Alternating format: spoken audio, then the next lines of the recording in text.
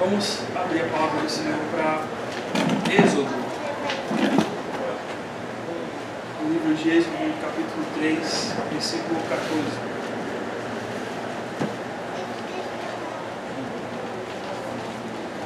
Êxodo 3, versículo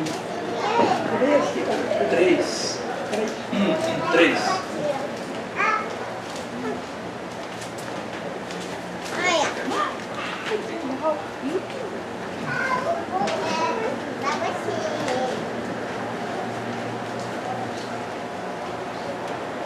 Então, Êxodo 3, capítulo 3, versículo 14. Vamos ler este versículo, que é o versículo aí, um dos versículos do nosso estudo, da nossa continuação nessa série de mensagens sobre os nomes de Deus. Êxodo 3, versículo 14, diz assim: Disse Deus a Moisés: Eu sou o que sou. Disse mais: Assim dirás aos filhos de Israel: Eu sou, me enviou a vós dois. Vamos orar. Senhor Deus, nós te louvamos pela continuidade do estudo e que nós podemos aprender, Senhor, através dos teus nomes, dos teus atributos, e que possamos, Senhor, compreender o nome de hoje, que possamos não somente desfrutar de um conhecimento, desfrutar de talvez coisas que possam ser interessantes, mas que também possamos, Senhor, aplicar o significado, Deus, deste nome em nossas vidas práticas. Louvamos a Ti, Senhor, no nome de Cristo Jesus. Amém. Jeová, esse é o nome que aparece aqui em Êxodo 3, versículo 14. Jeová. Esse é o outro nome de Deus, o outro nome que Deus se apresenta, se revela, e é um nome bastante conhecido. Então, no Antigo Testamento, o nome Jeová aparece cerca de 6.000 vezes. 6.000 vezes. Em mais de 5.200 versículos. Exceto aí os livros de Esther, de Cantares, de Eclesiastes. E Jeremias é o livro que mais apresenta o nome Jeová. Cerca de 675 vezes este nome aparece aqui. E a primeira vez em que aparece Jeová nas Escrituras é em Gênesis 2, versículo 4, onde diz lá, exatamente no fim da criação: esta é a gênese dos céus e da terra quando foram criados, quando o Senhor, e a palavra Senhor aqui é Jeová, ele fala, quando o Senhor Deus, o Senhor Jeová e Deus Elohim. Então é a vez que aparece, a primeira vez que aparece Jeová, mas a primeira vez que aparece juntos Jeová e Elohim, numa mesma frase. Quando o Senhor Deus, Jeová Elohim, os criou. Este nome ele vem traduzido na nossa Bíblia em português como a palavra Senhor em letra maiúscula. Então você já notou que na sua Bíblia, talvez nos Salmos ou em algum outro livro do Pentateuco ou dos profetas, você tem lá a palavra Senhor em letra maiúscula. Às vezes aparece a palavra Senhor em letra minúscula, que é um outro nome de Deus que nós vamos ver, mas aparece em letra maiúscula. Aí você fica falando, por que aparece em letra maiúscula? Agora você sabe. Porque quando aparece o nome Senhor em letra maiúscula, é Jeová. A tradução em hebraico é para Jeová. Mas, realmente, Jeová, dentro da Bíblia hebraica, aparece esse termo Jeová? Não. Agora eu confundi tudo, né? Na Bíblia hebraica, a palavra Senhor, que é para a gente, né, que aparece lá como Senhor, que seria transliterado também como Jeová, na Bíblia hebraica ou no hebraico, nos escritos hebraicos, o nome de Deus são 4 consoantes. Porque no hebraico não existem vogais. No hebraico é uma língua consonantal. Tem alguns pontos de vogais, mas isso foi incluído depois. Porque no hebraico,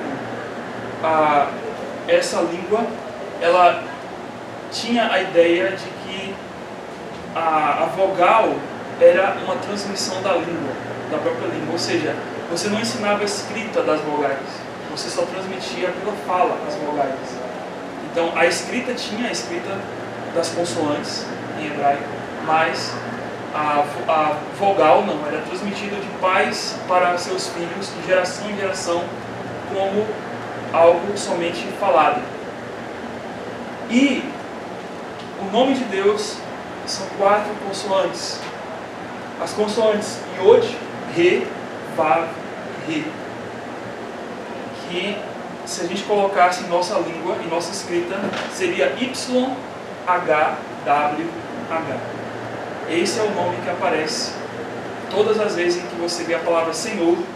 Você sabe que no hebraico o que aparece, na verdade, é essas 4 consoantes: Yod, Re, Vav, Re. Y, H, W, H. Mas o que significa isso? Né? Como é que se fala então o nome de Deus? Já viu pessoas falando assim, eu tenho que falar o nome de Deus é esse. Na verdade, irmãos, como a língua hebraica, como eu falei, é uma língua consonantal, não tem vogais, o que aconteceu foi que no momento da transmissão do nome de Deus, o que a teoria mais aceita é que esse nome se perdeu, a pronúncia. Até porque em Êxodo 20 nós notamos que não se pode levar o nome de Deus em vão, do Senhor em vão. E o nome que se referia era esse nome do tetragrama. Mas claro, eles levaram tão ao pé da letra aquilo ali, de que eles resolveram, digamos assim, não pronunciar esse nome. E essa pronúncia se perdeu durante o tempo. Não se sabe exatamente como era a pronúncia desse nome. Interessante isso. Mas os judeus hoje, quando estão lendo e durante a leitura eles se deparam com essas 4 consoantes, que é o nome de Deus, que é um dos nomes de Deus, mas que é um dos nomes principais de Deus, eles fazem praticamente 2 ou 3 coisas.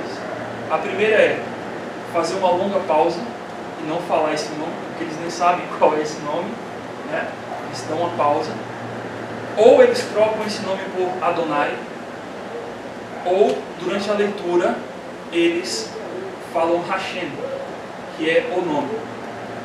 Então, talvez aqui em Êxodo 3 eles falariam assim: disse Deus a Moisés, Hashem, né, o nome. Ou disse mais ainda, dirás aos filhos de Israel, Hashem me enviou a vós. Então eles fazem isso porque, em respeito ao nome de Deus, né, ao mandamento que se tem de não levar o nome de Deus em vão. Mas somente no século XI por ali, com um grupo chamado de maçoretas, que eles colocaram algumas vogais a estas consoantes. Yod, Re, Vav, Re. E eles pegaram as vogais de um outro nome de Deus, que é chamado Adonai. E eles pegaram as vogais de Adonai e incluíram nas consoantes do tetragrama, que é essas 4 consoantes, é chamado de tetragrama. E ao encaixar essas vogais no tetragrama, então a leitura ficou como Jeová. Então é uma transliteração do que seria este nome. O nome Jeová, ou o tetragrama, tem o formato, porque como eles não sabem a pronúncia, mas tem um formato e também a tradução, né? É um pouco difícil, mas tem um formato de um verbo no hebraico, que é o verbo ser. E tem o formato específico de um verbo no hebraico, que é o verbo ser, na terceira pessoa do singular. Então, a tradução literal do nome Jeová é Ele é. Essa é a tradução. Ele é. Ou aquele que é. Em Êxodo 3, versículo 14, aqui nós vemos Moisés perguntando, né? Qual é o seu nome? O que lhe direi? E aí o Senhor fala, eu sou o que sou. E disse mais, dirás ao filho de Israel, eu sou. Né? Ele usa como eu sou. Mas a tradução seria aquele que é. Né? Mas se traz essa ideia de algo que é um ser. Ele é alguma coisa. O significado de eu sou o que sou pode ser também eu sou, eu serei ou eu continuo sendo. Então, vocês imaginam, puxa, como é complexo, né, o significado do termo Jeová por causa disso. Porque o nosso Deus, ele, por mais que ele se revela de um modo em que podemos compreender tamanhas coisas sobre ele, mas de outra maneira ele é um Deus transcendente. Ele é um Deus que quando ele fala certas coisas, na nossa mente limitada é algo confuso. Como ele é aquele que será ou que continua a ser. Enquanto Elohim, então, por conta disso, né, por conta dessa tradução, dessa complexidade do que seria o termo Jeová, mas o que é prontamente aceito é que seria Ele é, ou como Cristo, como Deus fala aqui, eu sou. O que nós compreendemos é que enquanto Elohim, que é o que vimos na semana passada, diz respeito à soberania de Deus, ao quanto Deus é alto, quanto Deus é sublime e altíssimo, Jeová diz respeito à eternidade de Deus. Porque o significado de Jeová é exatamente esse. Eu sou, eu serei, eu continuo sendo. Nosso Deus, Ele é, Ele será, e Ele continua a ser. Ou seja, esse Deus é o Deus que sempre existiu, existe e existirá para sempre. Ele é auto-existente. Não existe alguém que criou Deus. Não existe apareceu Deus. Ele é. É isso que o nome de Jeová ele traz. Deus está se revelando ou se apresentando a nós quando diz eu sou. Não é assim quando nós nos apresentamos? Eu sou fulano, né? Qual o seu nome? Eu sou ciclano. Então você responde assim. Quando fala assim, qual o seu nome? O nome da minha mãe é fulano. Não, você não fala isso. Eu sou fulano. Assim o Senhor estava dizendo, eu sou aquele que é, que existe e que existirá. É tanto que até muitos judeus e até alguns cristãos, até eu já ouvi isso, eles trocam, quando falam de Deus, não usam o nome Deus, mas usam o nome O Eterno. Já ouviu alguém falar isso? O Eterno. O Eterno. Por conta desse nome. Porque o nome Jeová significa isso. Significa Ele é. Ele é. Ou seja, Deus não tem começo. E não existe outro ser além de Deus, que é. Nem nós. Eu não sou. A gente utiliza talvez o verbo sou para muitas coisas. Mas de fato, se eu olhar para mim, eu não sou. Eu não tenho existência em mim mesmo. Só tenho existência porque alguém que é me concedeu essa existência. Por isso que somente Ele é. E mais nenhum outro é. Então, irmãos, diante disso, né? Com certeza não vamos ver as 6.000 vezes em que o nome de Jeová aparece. Mas eu queria mostrar 3 situações especiais em que este nome ele foi usado para nos ensinar lições. primeiro está aqui exatamente em Êxodo 3. Jeová é o tudo que precisamos saber. Jeová é o tudo que precisamos saber. Em Êxodo 3, que acabamos de ler, Êxodo 3,14, mas conta a história de Moisés no deserto. Ele estava ali cuidando das ovelhas do rebanho, e acontece exatamente que Deus se revela a ele. Ele se revela numa fornalha, aliás, numa sarça ardente, né? Numa sarça ardente, é outra história essa, né? Numa sarça ardente, no meio do deserto. O que era uma sarça? Era uma espécie de um arbusto seco, no meio de... Imagine Moisés vendo aquilo ali, né? Um arbusto seco pegando fogo, né? Do nada, e aquele fogo nunca se apagava e continuava e nunca queimava nada, e aquela visão. E no deserto Deus fala com ele, Deus comissiona ele para que ele pudesse voltar ao Egito e pudesse tirar o povo do Egito e libertasse para uma terra que Deus tinha prometido a Abraão e as suas descendências. E aí nós notamos lá no versículo 11 que Moisés pergunta ao Senhor, após ser comissionado, uma pergunta um pouco desconfiada, né? Ou seja, ele vê aquela visão, ouve uma voz, Deus falando com ele, o anjo aparecendo também, o anjo do Senhor aparece ali, e ele vai dizer no versículo 11, então disse Moisés a Deus, quem sou eu para ir a Faraó e tirar do Egito os filhos de Israel?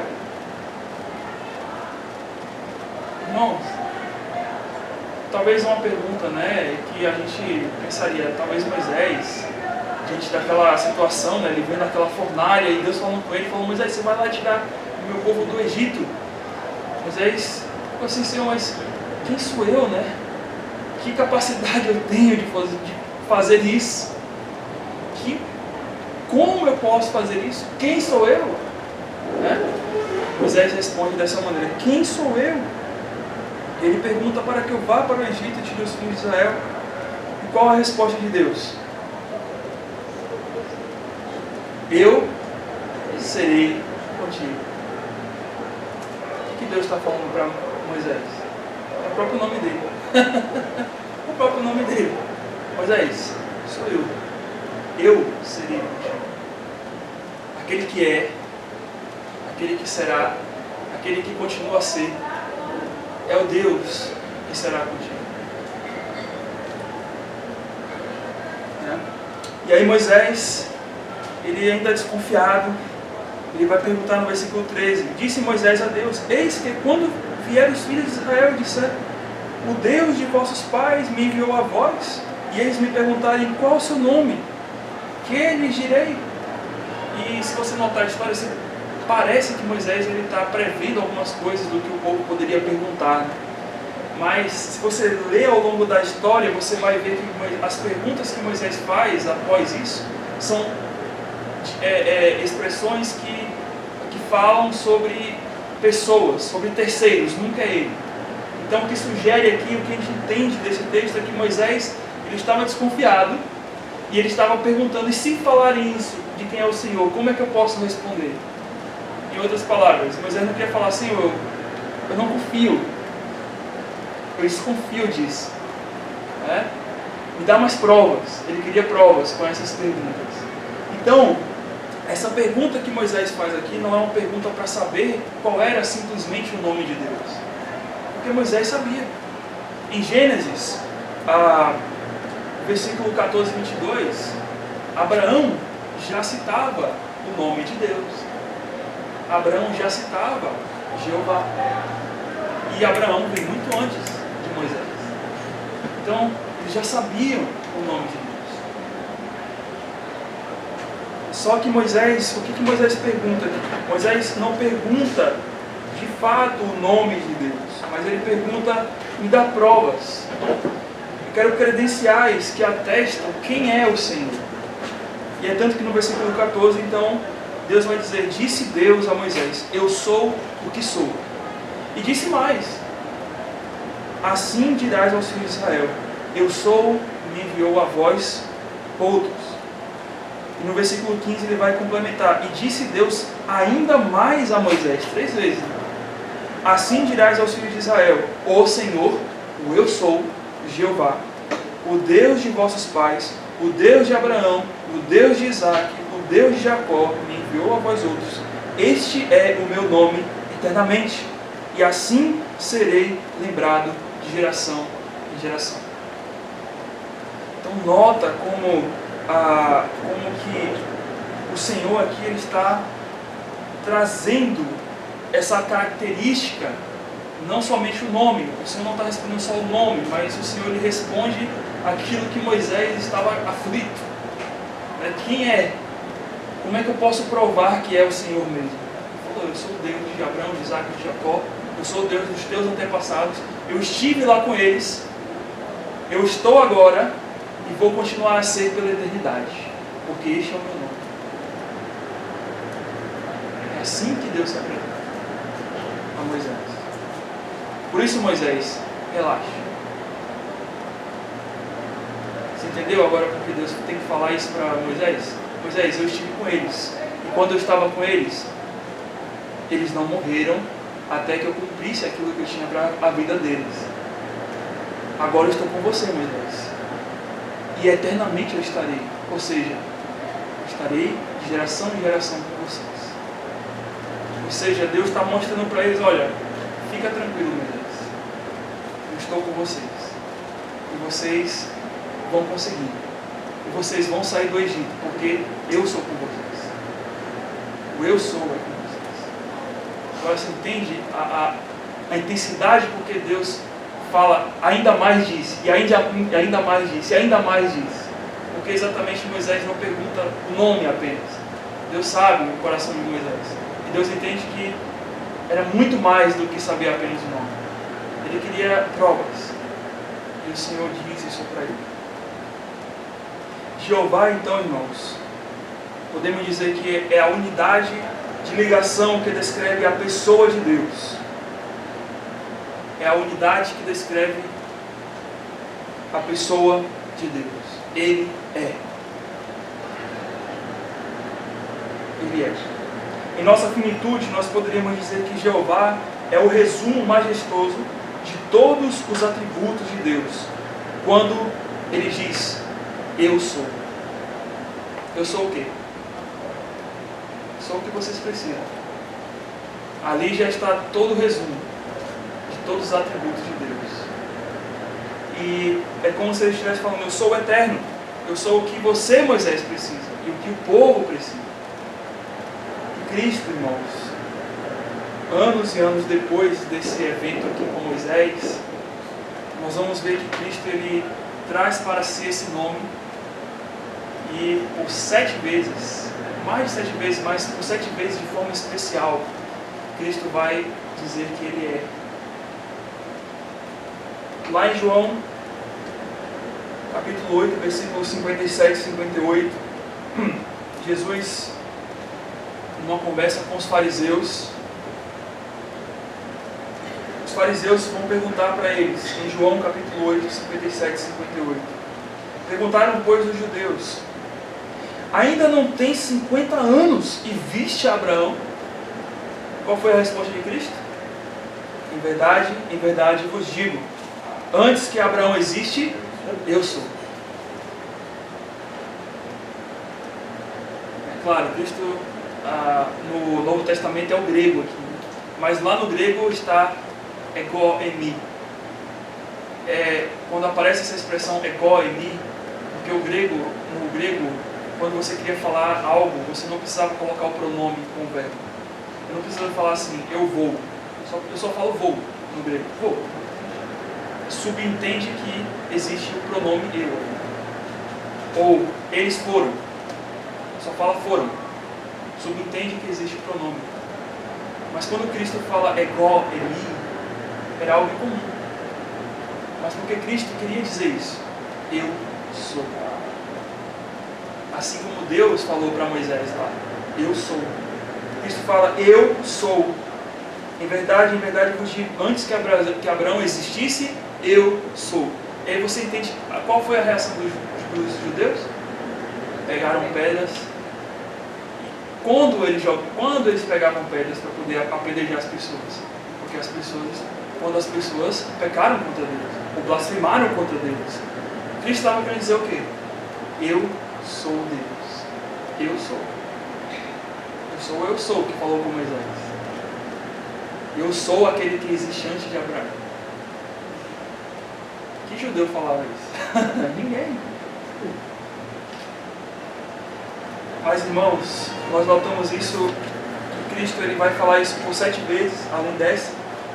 Ele vai completar o sentido das palavras eu sou, que Deus disse a Moisés.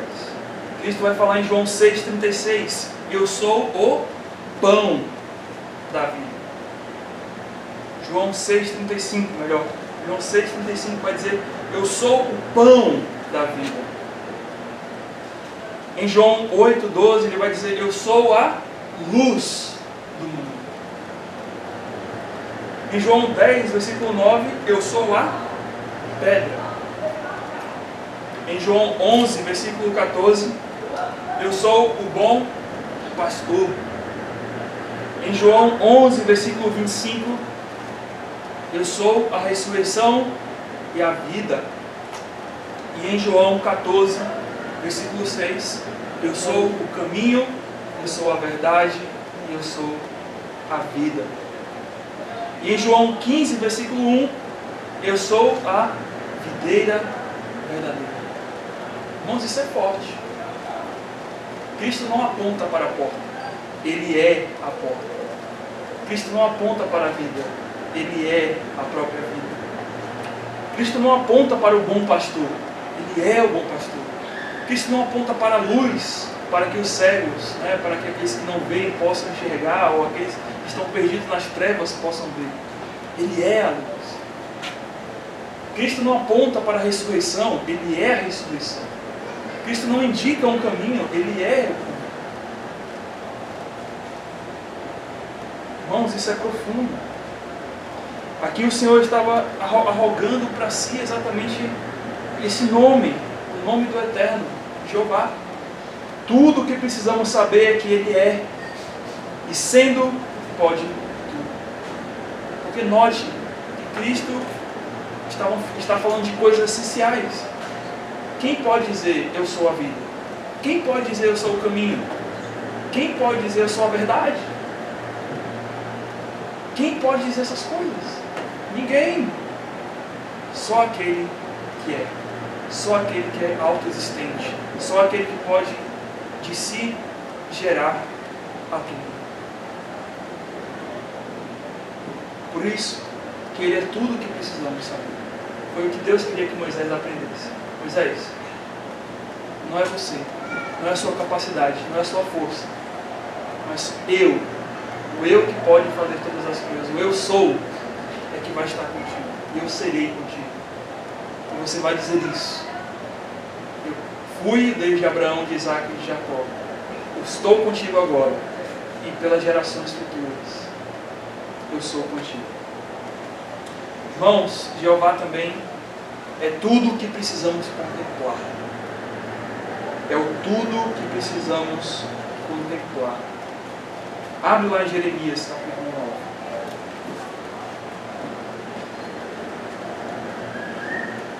9. Os livros dos profetas, e ainda mais aqui em Jeremias, até estávamos falando agora há pouco, recebeu uma mensagem já com algo predestinado, Olha, não vão ouvir a tua mensagem.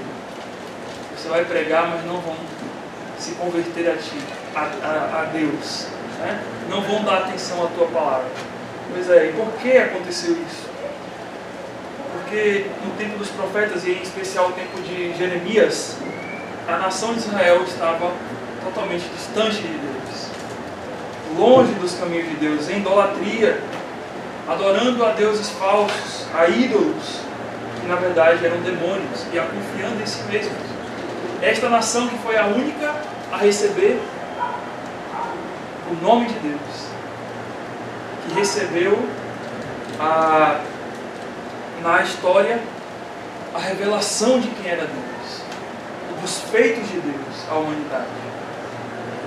Essa nação em que tanto Deus cuidou, em que Deus se agradou, amou, agora estava buscando outros deuses. Deuses falsos, ídolos, e desobedecido a ele. E aqui, logo no início do livro de Jeremias, no capítulo 9, quando Deus, nos capítulos iniciais, ele dá uma descrição sobre os pecados do povo, no capítulo 9, versículo 23, o Senhor vai dizer o seguinte: assim diz o Senhor, e o Senhor está como aí? Maiúsculo, né?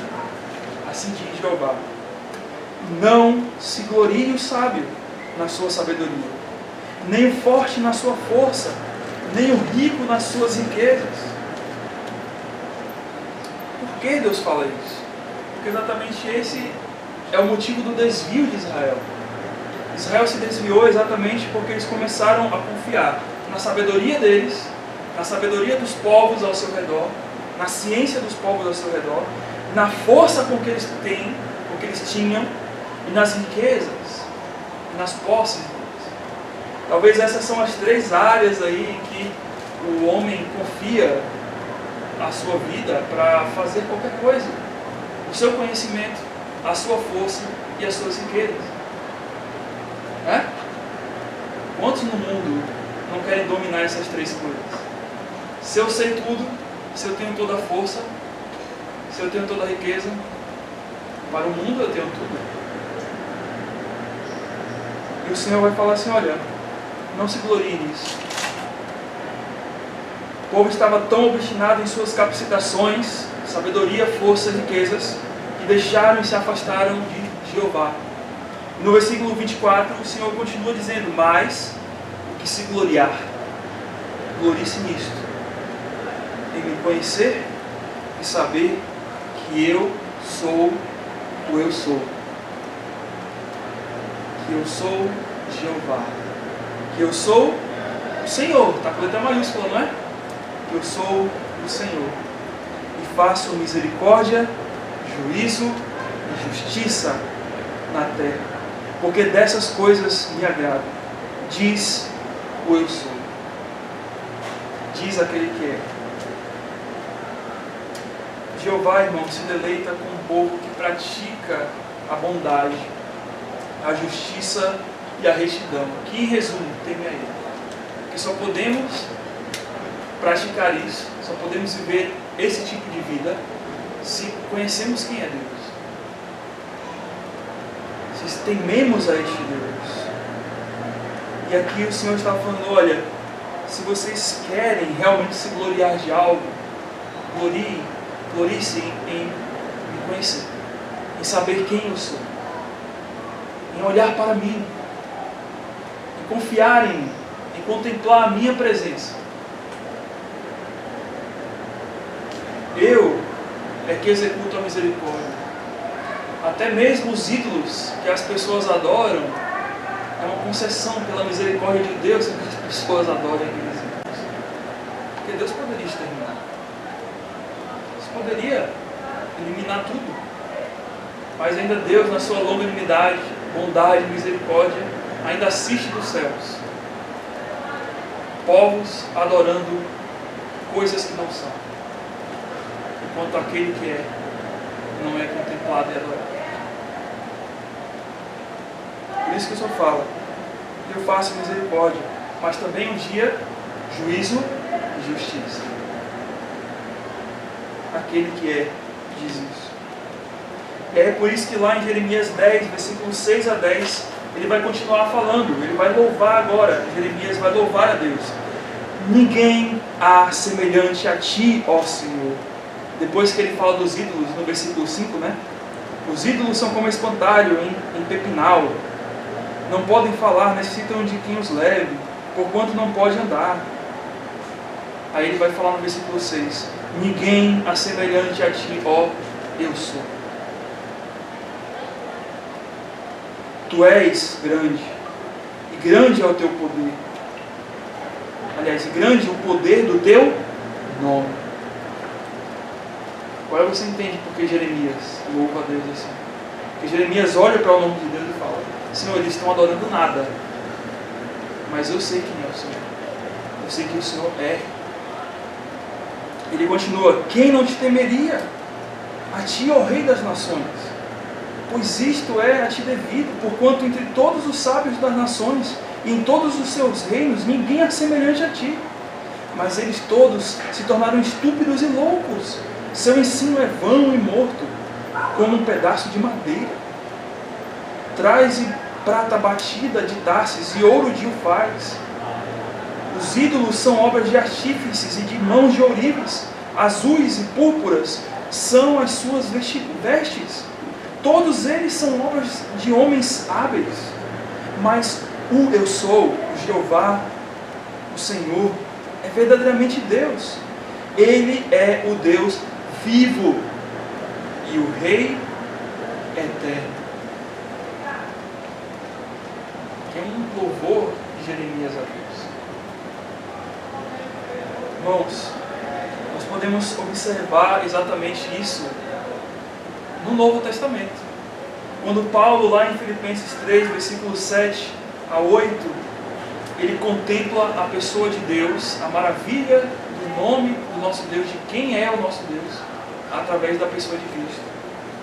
Paulo, ele diz lá em Filipenses 3, 7 e 8, o seguinte: que para mim era lucro, considerei perda, por causa de Cristo. O que era lucro para Paulo? O status dele, o conhecimento dele como fariseu. Talvez os ganhos que Paulo tinha sendo membro do farisaísmo, os benefícios que Paulo tinha por ser um membro da seita dos fariseus. Era lucro para ele. O status, a confiança, o prestígio do povo.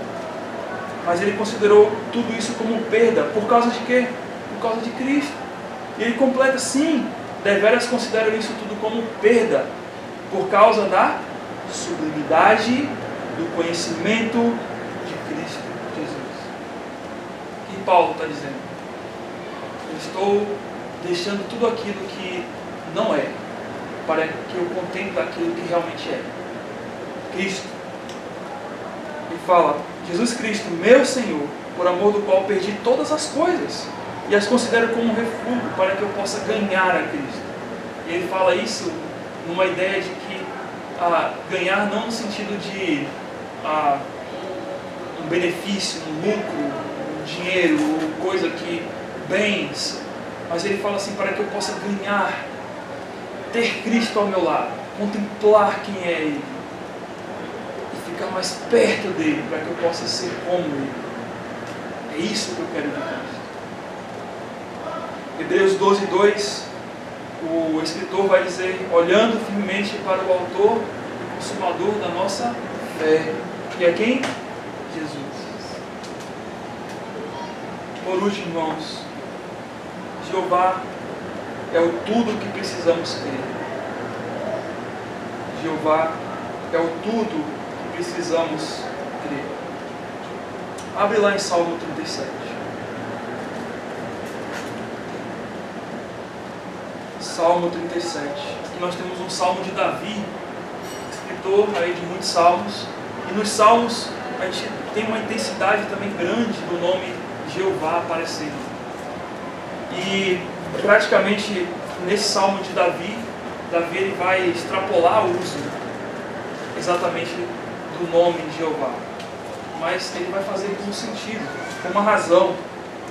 E no Salmo 37, que é uma poesia em forma de provérbios, endereçada, claro, né, a honrar a Deus, mas para trazer um ensino, esse é um salmo que realmente ele não louva a Deus do ponto de vista como os outros salmos apontam, né? Louvado, exaltado seja o Senhor.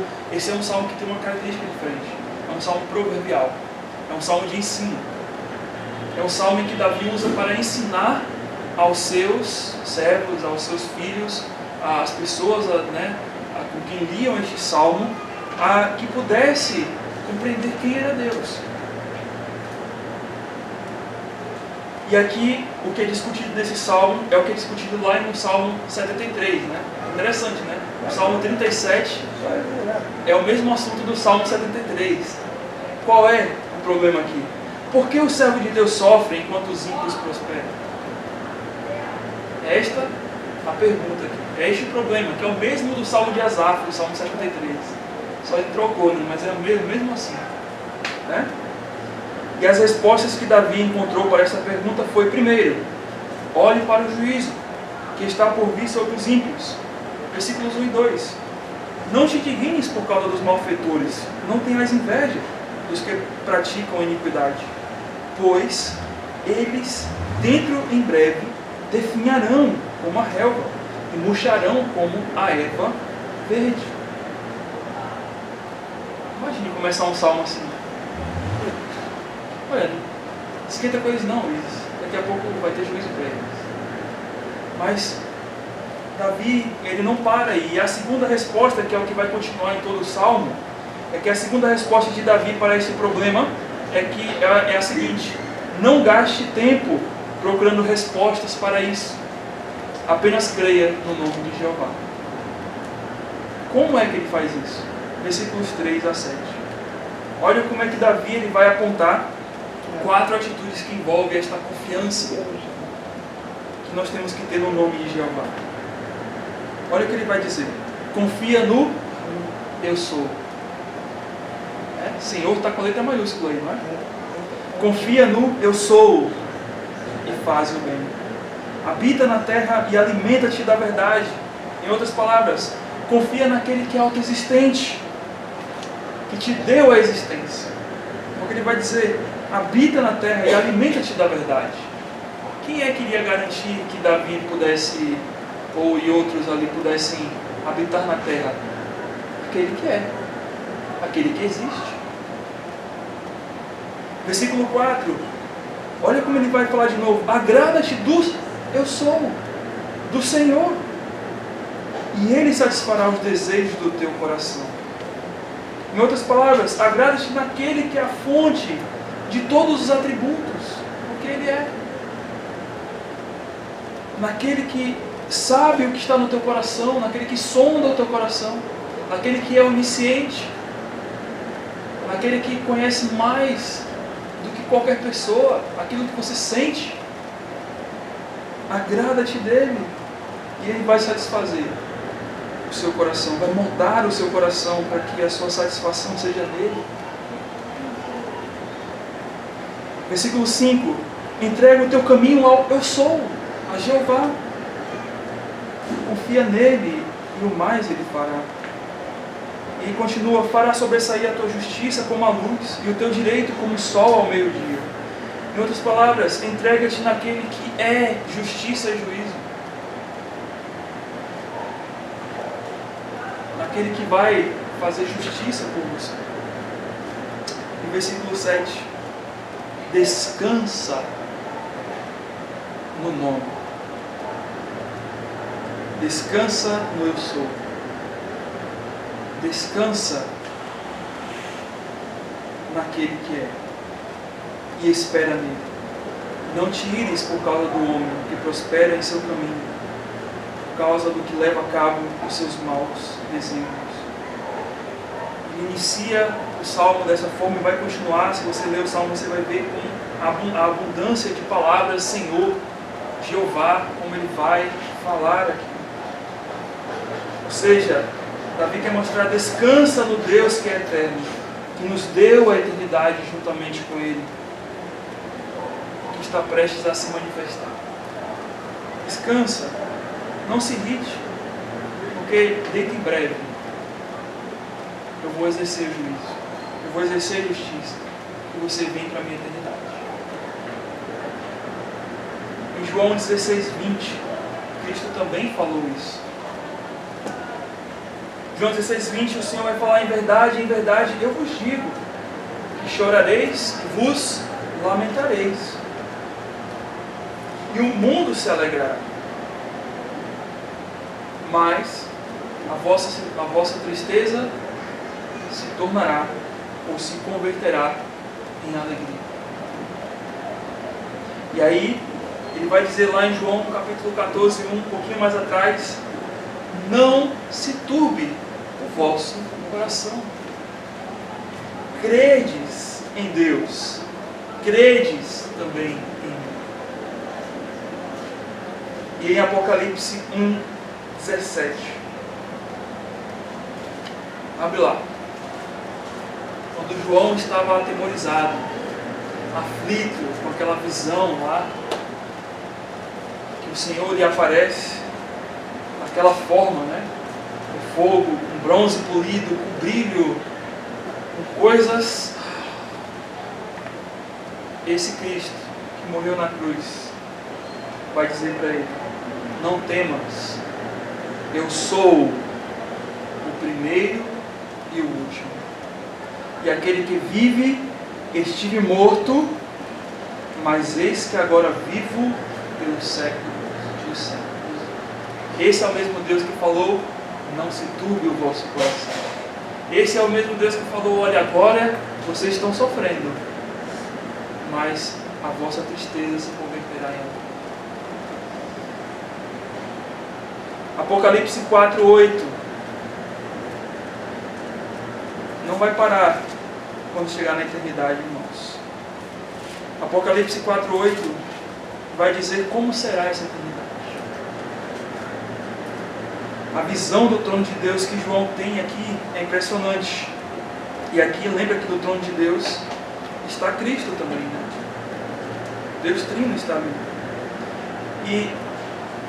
E no versículo 8 de Apocalipse 4, vai dizer o seguinte: e os 4 seres viventes, tendo cada um deles respectivamente 6 asas, estão cheios de olhos ao redor e por dentro. Olha que visão! Não tem descanso nem de dia nem de noite, proclamando o que esses seres viventes, o que esses anjos, o que eles estavam proclamando no céu. Santo, Santo, Santo é o Senhor Deus, o Todo-Poderoso, aquele que era, aquele que é e aquele que há de vir. Em outras palavras, Jeová, eu sou.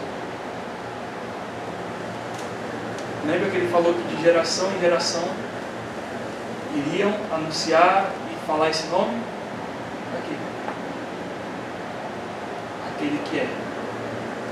Deus não vai parar quando esse mundo terminar. Deus não vai parar quando o novo céu e a nova terra iniciar. Né? Para a gente será o começo, mas para Deus é o fim, né? É só algo, mais uma coisa, porque Ele é eterno. Nós somos finitos, nós recebemos a eternidade, mas Ele é eterno. Jeová é o nosso Deus triuno. Que possamos crer neste Deus, irmãos. Possamos conhecer, saber, é o tudo que precisamos saber. Também é o tudo que precisamos contemplar, mas Ele é o tudo que precisamos crer. Ele é. E sendo, Ele pode tudo. Vamos orar. Senhor Deus, nós agradecemos, Deus, pela Tua palavra. Agradecemos como o Senhor é um Deus profundo. Como ao mesmo tempo o Senhor fala com palavras que nós entendemos. Mas como muitas vezes o Senhor fala de uma maneira que realmente não temos noção do que é, do que é a eternidade. Não sabemos, Senhor. Só conhecemos os nossos dias, talvez 20, 30, 40, 50, 60, 80 anos. Mas o que é uma eternidade? E o Senhor é isso. O Senhor é autoexistente. Senhor, que possamos confiar em Teu nome, nesse nome que aponta para essa Tua autoexistência, que aponta para que o Senhor é tudo.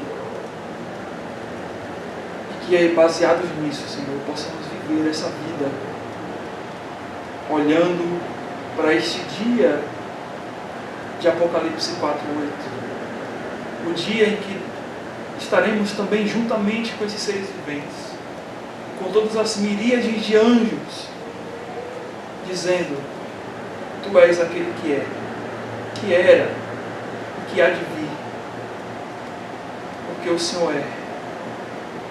Louvado seja o Teu nome, Senhor. Amém.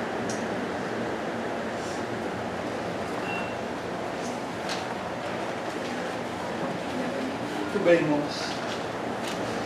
Deus possa nos dar uma semana onde possamos contemplar a beleza desse Deus, a profundidade, o tamanho desse Deus. Não venhamos olhar para nós, não venhamos dizer como Moisés, quem eu sou, Senhor? Não, mas, Senhor, vamos descansar em quem Tu és. Em quem é o Senhor. Descansa no Senhor. Não fica perguntando quem sou eu, mas descansa no Senhor. Amém.